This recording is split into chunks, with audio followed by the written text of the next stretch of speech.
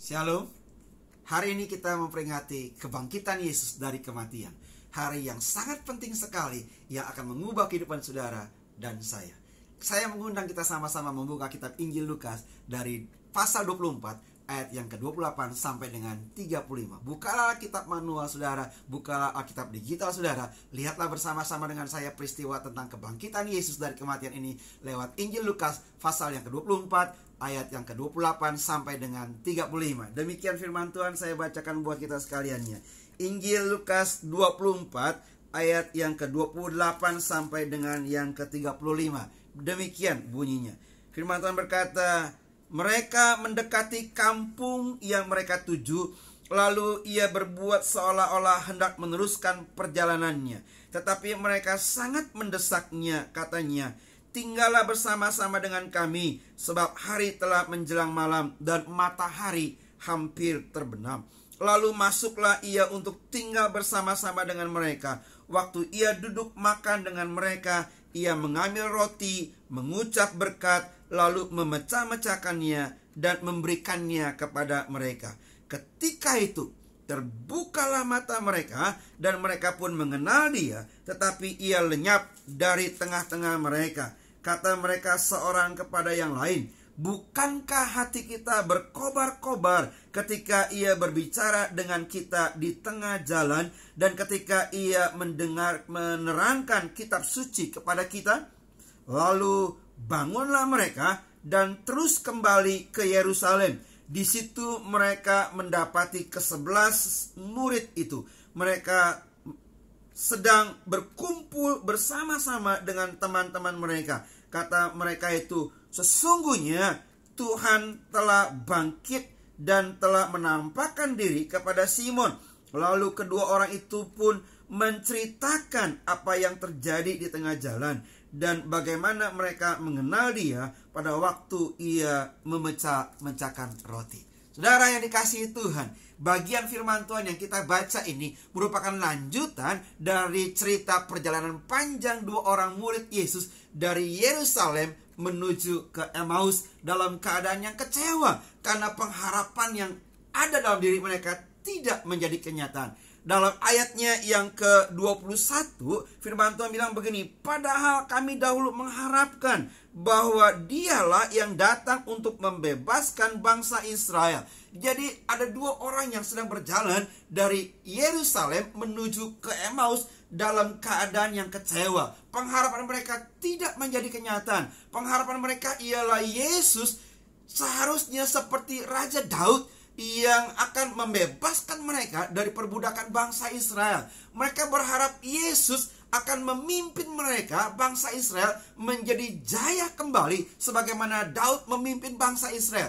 Tapi kenyataannya yang mereka lihat ialah Yesus ditangkap, Yesus diadili berulang-ulang dan akhirnya mati di kayu salib. Walaupun akhirnya mereka sepertinya mendengar kabar bahwa Yesus telah dibangkitkan, tapi mereka belum melihatnya secara pasti. Mereka masih gamang, masih galau. Jadi mereka pulang dari Yerusalem dalam keadaan yang kecewa menuju perjalanan ke Emmaus yang begitu panjang. Nah saudara, banyak kali orang Kristen juga seperti itu. Awalnya mungkin punya pengharapan yang besar tentang banyak hal. Kita punya cita-cita yang begitu tinggi. Pepatah bilang, gantungkanlah cita-citamu setinggi langit. Kita punya impian yang begitu besar.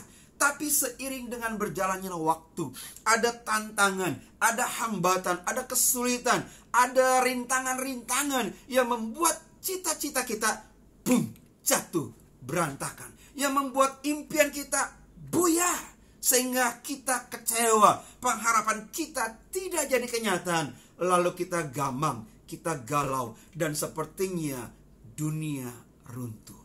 Dan pada waktu kita baca ayat-ayat dalam firman Tuhan ini, kita mendapati ternyata berbeda. Mungkin awalnya mereka pulang dari Yerusalem menuju ke Emmaus dalam perasaan galau, gamang, kecewa. Tapi waktu kita baca ayat-ayat firman Tuhan tadi, ternyata ada sesuatu perubahan yang terjadi. Mereka bangkit, mereka kembali dari Emmaus ke Yerusalem dengan semangat yang luar biasa. Kenapa saudara? Saya ingin kasih tahu hari ini, hal itu bisa terjadi karena ternyata kematian Yesus bukan akhir dari segalanya. Yesus bangkit.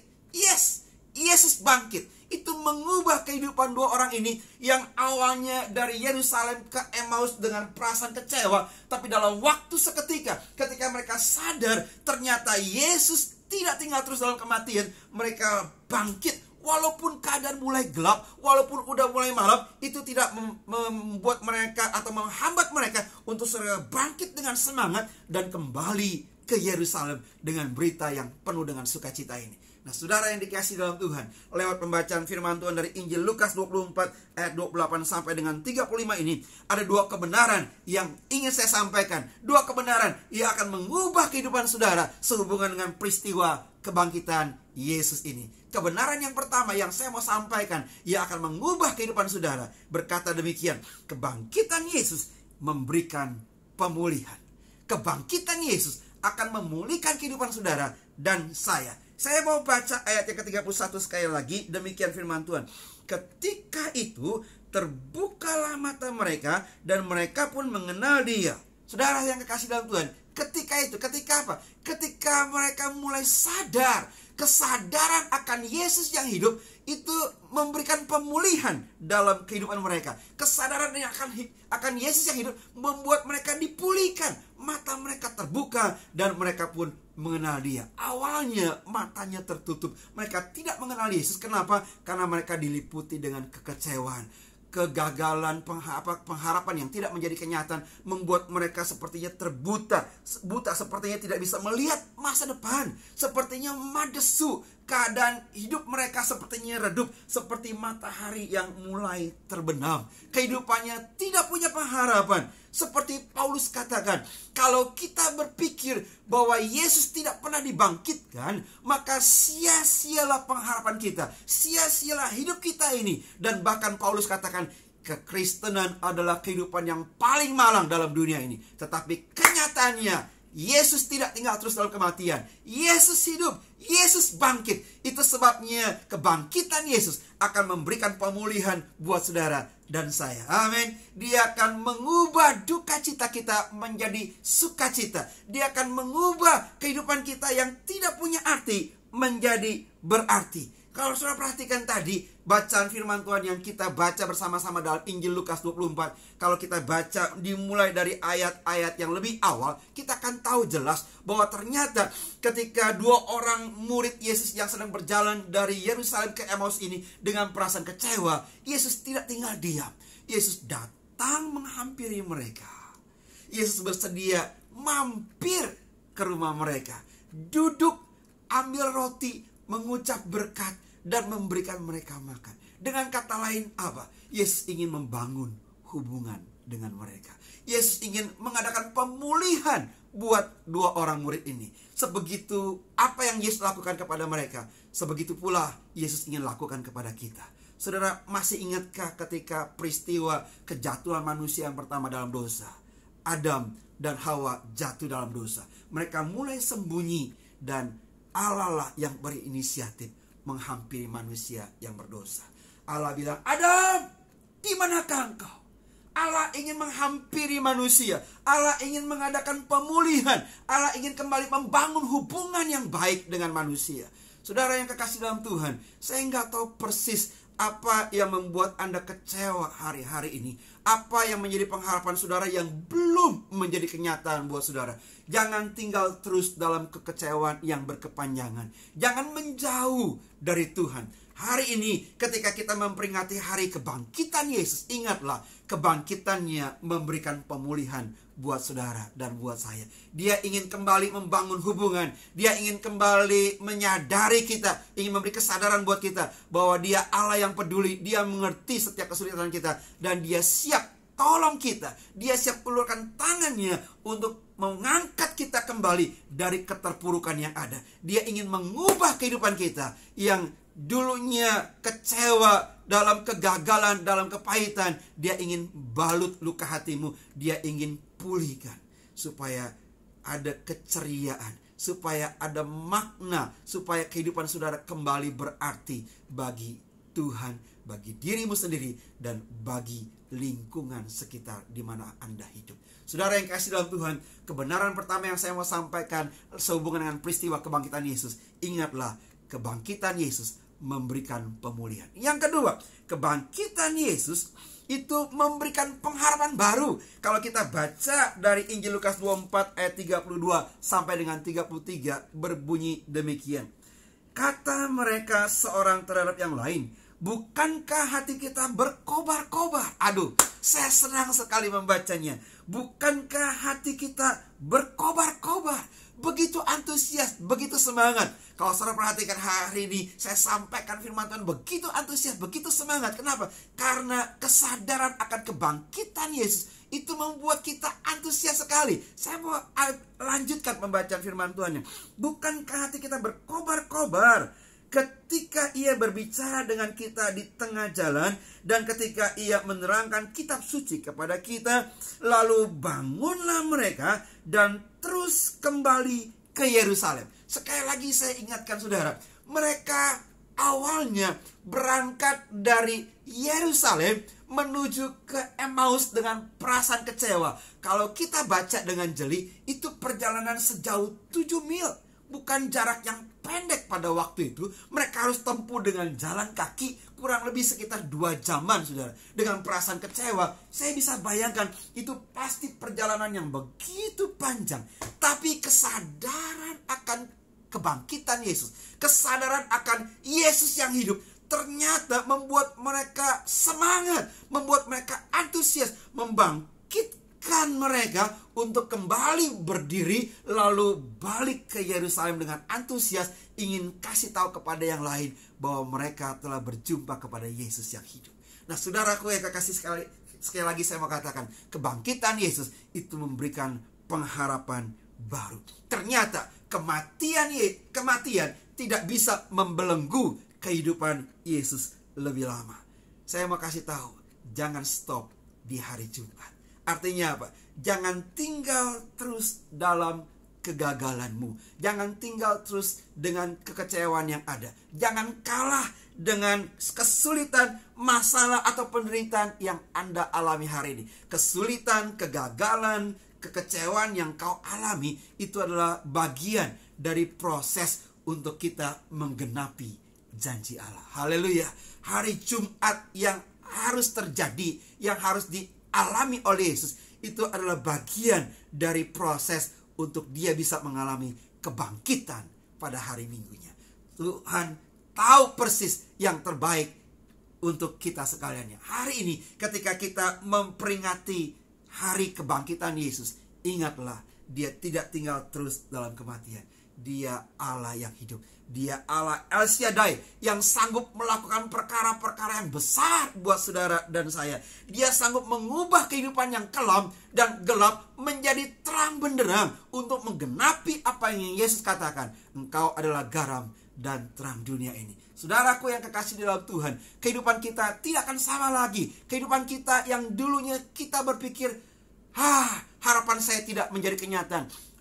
Cita-cita saya nggak terwujud.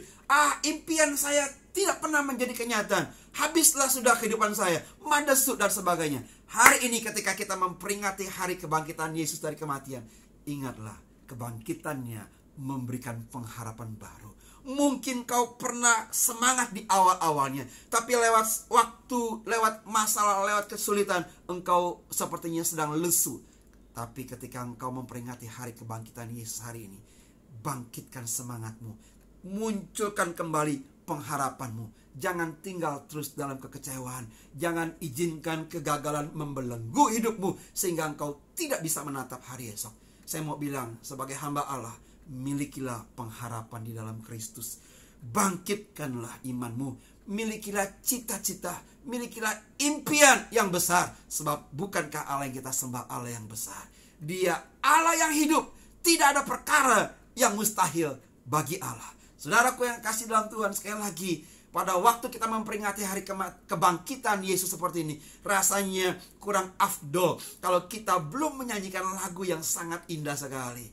Sebab dia hidup, ada hari esok. sebab Dia hidup. Ku tak gentar, karena ku tahu Dia pegang hari esok. Hidup jadi berarti sebab Yesus hidup. Betul sekali.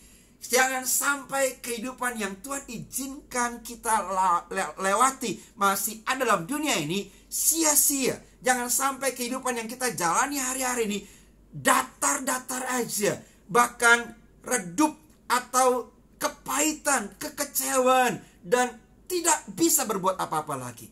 Tapi ketika kita sadar, ketika kita memperingati hari kebangkitan Yesus, ketika kita diingatkan bahwa ternyata sungguh Allah yang kita sembah tidak tinggal terus dalam kematian, tapi Dia bangkit dan hidup selama-lamanya. Biarlah kehidupan kita juga seperti itu. Jangan terbelenggu dengan kehidupan masa lalu, dengan kegagalan masa lalu, tapi bangkitlah dan semangat lagi hadapi hari esok, sebab Allah yang kita sembah Allah yang hidup. Dia sanggup melakukan perkara-perkara yang besar dalam kehidupan kita. Dia sedang siapkan rencana yang terbaik buat kita. Sekali lagi, kesulitan, kegagalan, kegalauan atau masalah-masalah atau kesulitan yang kita hadapi, itu adalah bagian dari proses yang harus kita alami, yang harus kita lewati untuk penggenapan janji Allah buat kita sekaliannya. Saya berdoa kiranya apa yang kita dengar bersama-sama pada hari ini akan mengubah kehidupan saudara, akan mengubah kehidupan saya untuk hidup menjalani kehidupan ini dengan tidak takut lagi, dengan tidak dalam kekecewaan, tapi dengan semangat, dengan antusias, sebagaimana dua orang yang sedang berjalan dari perjalanan Yerusalem ke Emmaus yang awalnya kecewa, tapi ketika mereka sadar, maka mereka bangkit dari Emmaus kembali ke Yerusalem dengan semangat yang luar biasa, dengan antusias walaupun keadaan gelap, bahkan hari mulai gelap, bahkan mungkin dalam keadaan yang masih capek, tapi mereka tidak hiraukan itu. Mereka bangkit dan kembali ke Yerusalem. Saya mau katakan sekali lagi, mungkin hari-hari ini engkau tetap dalam keadaan sepertinya capek, sepertinya engkau lelah dengan kegagalan, sepertinya engkau merasa galau hatimu dengan segala macam kekecewaan yang kau alami. Tapi kesadaran akan Yesus yang hidup, kesadaran akan Yesus yang berkuasa mengalahkan maut, itu membuat kita kembali bangkit, bersemangat, antusias menjalani hari esok dengan penuh senyum, dengan penuh keberanian, karena bersama dengan Tuhan kita akan lakukan perkara-perkara yang besar. Kita nyanyikan lagu ini sekali lagi, lalu saya akan berdoa buat Bapak Ibu Saudara sekalian. Kalau engkau ada kebutuhan untuk didoakan, angkatlah tanganmu tinggi-tinggi. Sebagai hamba Allah, saya ingin berdoa buat saudara, kiranya kebangkitan Yesus akan memulihkan saudara segala macam kekecewaan, luka batinmu, segala sesuatu yang engkau merasa pikir kegagalan yang selama ini engkau pikir gak akan berhasil. Tuhan akan ubahkan kehidupan saudara. Kita nyanyikan lagu ini dengan penuh iman bahwa Yesus yang kita sembah adalah Yesus yang hidup, dan Dia sanggup mengubah kehidupan kita yang kelam menjadi terang benderang. Kita nyanyi bersama-sama. Sebab Dia hidup, ada hari esok. Sebab Dia hidup, ku tak gentar, karena ku tahu Dia pegang hari esok. Hidup jadi berarti sebab Yesus hidup. Sekali lagi, sebab Dia hidup, ada hari esok. Sebab Dia hidup, ku tak gentar, karena ku tahu Dia pegang hari esok. Hidup jadi berarti sebab Yesus hidup. Hidup jadi berarti sebab Yesus hidup. Haleluya. Mari kita bersatu dalam doa.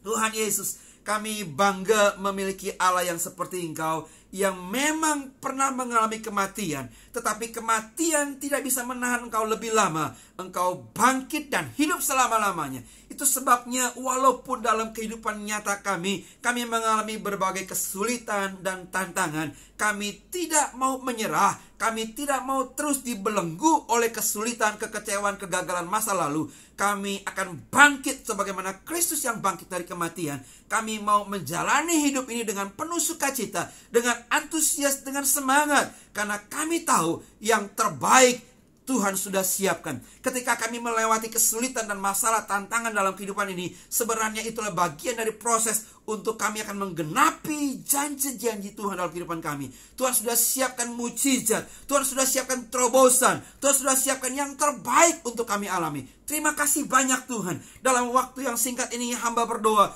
buat setiap Bapak Ibu Saudara sekalian yang mendengarkan firman Allah pada hari ini. Kiranya Tuhan jamah mereka, Tuhan berikan pemulihan buat mereka yang terluka, yang kecewa. Demi nama Yesus, Tuhan jamah, Tuhan pulihkan saat ini juga, supaya mereka mulai bangkit, mulai semangat kembali. Hamba berdoa demi nama Yesus, berikan pengharapan baru buat mereka bisa mencapai cita-cita dan impian mereka. Sebab Allah yang mereka sembah adalah Allah yang hidup. Bersama-sama dengan Tuhan Yesus, mereka akan sanggup melakukan perkara-perkara yang besar.